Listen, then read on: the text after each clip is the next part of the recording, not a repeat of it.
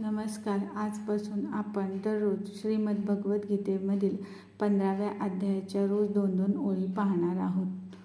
तर चॅनलला like, share, subscribe करा, जेणेकरून तुम्हाला रोज नवीन अध्यायाच्या ओळी पाहता येतील आणि उच्चार करता येतील.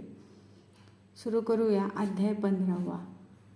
अथ पंचदशोऽध्यायः. श्रीभगवानुवाच.